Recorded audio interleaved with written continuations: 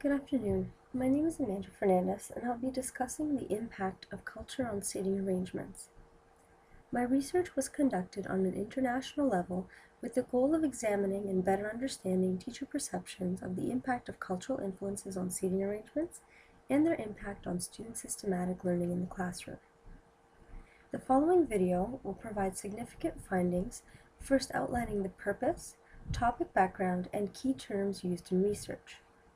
A brief overview of the methodology used will be provided, followed by results and conclusions. As briefly mentioned before, the purpose of this research was to identify teacher perceptions of the impact that culture has on different seating arrangements used in the classroom. As we reflect back on our own experiences, we see that we have been exposed to various seating arrangements. Seating arrangements are varied, and the classroom geography changes depending on which seating arrangement is prominently used. As such, data were collected from Eastern and Western cultural contexts. Eastern data were collected from the People's Republic of China, while Western data were collected from the United States of America and Canada. Because seating arrangements are varied, and how they are effectively used also differs, some overarching background topics include the premise that students learn by engaging in individual and collective learning. The systematic learning becomes an important area of research as culture and cultural perspectives have the ability to influence how the process of learning occurs in the classroom.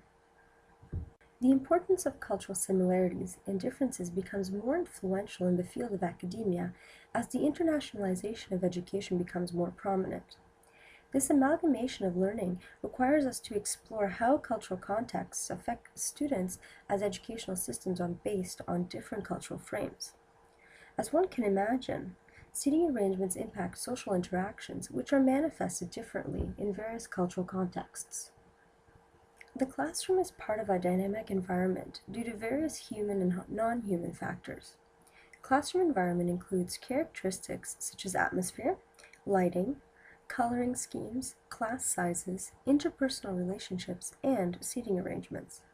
As expressed, seating arrangements play an important role in creating learning experiences. Looking deeper into seating arrangements, we identify 5 commonly used seating arrangements. As seen in the image, the category of rows and columns depicts a classroom where 1 or 2 students will sit at a table facing the instructor, thus creating a grid-like pattern where all learners are facing the same direction. The U-shape is created where the learners' desks create a U-shape. Some students will be facing the instructor, while others will be facing other students. Though initially similar to the U-shape, the semicircle creates a single line of desks that are all differently angled in order to create a semicircle shape where all learners will face the instructor. A cluster seating arrangement will often have a small grouping of 3 to 5 students sitting together. Students will be facing each other, and quite often none of the students will be directly facing the instructor. The fan shape shares some similarities with the semicircle. However, the main difference is the use of multiple rows or layers of students. All learners will still face the instructor. This often resembles auditorium seating. The research conducted for this piece was based on mixed methods data collection. Specifically, the following 5 research questions guided the study. What is the impact of different seating arrangements on student systematic learning in the classroom? What is the relationship between seating location and student motivation? What is the relationship between seating arrangements and student achievement? How do seating arrangements affect social interactions in the classroom? And lastly, what are the similarities and differences in the impact of seating arrangements on student systematic learning in the classroom across China and North America? The data were gathered through the implementation of a written teacher survey. The written survey consists of a teacher information section followed by 20 5-point Likert scale items. Teachers were also asked to rank the efficacy of the 5 seating arrangements identified earlier. Lastly, teachers were asked 3 open-ended questions that concerned how their own perceptions of seating arrangements and culture's impact on student learning in the classroom. Upon data analysis, the similarities and differences between Eastern and Western data were explored for further understanding. What we see is that there are striking differences between the Eastern and Western data gathered. As the table illustrates, Eastern data concludes that seating arrangement A, the rows in the columns, is seen as being the most effective seating arrangement. Over 66% of participating teachers identified this as the most effective and most prominently used seating arrangement. The results gathered from the Western data show that arrangement D, the clusters, is seen as being the most effective seating arrangement in the classroom. Here, 30% of participating teachers identified this as being the most commonly used and effective seating arrangement. Interestingly, the most effective seating arrangement was not as strongly identified as with the Western data.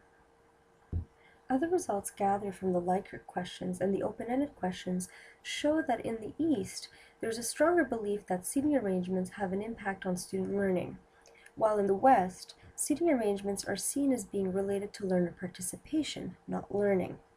This needs to be further explored as participating in systematic learning experiences is directly connected with learning in the classroom. Furthermore, in the East, where a student chooses to sit is often interpreted as a factor in the learner's motivation, while in the West, the assignment of a learner's seating location will then impact his or her motivation in the classroom. Data gathered in the East also resulted in a stronger agreement with the relationship between seating arrangements and student achievement than in the West.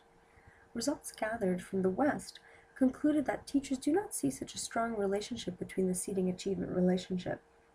Interestingly, Eastern data identified rows and columns as being the most desirable seating arrangement, while Western data identified this seating arrangement as being the least desirable. Additionally, Eastern data show that teachers interpret sitting closer to the instructor actually increases learner participation. Lastly, Western data identify that seating arrangements are a strong determinant of nonverbal communication in the classroom. In conclusion, this study identifies deeply embedded cultural differences and their impact on learning in the classroom. There are cultural factors affecting teachers' perceptions of seating arrangements and their impact on student learning. Aside from cultural differences, the role of the teacher is different in both geographical locations. The combination of these factors have provided revealing results as outlined in this video. Still, further research is necessary. This is a topic that crosses borders and it becomes more prominent in our learning environments.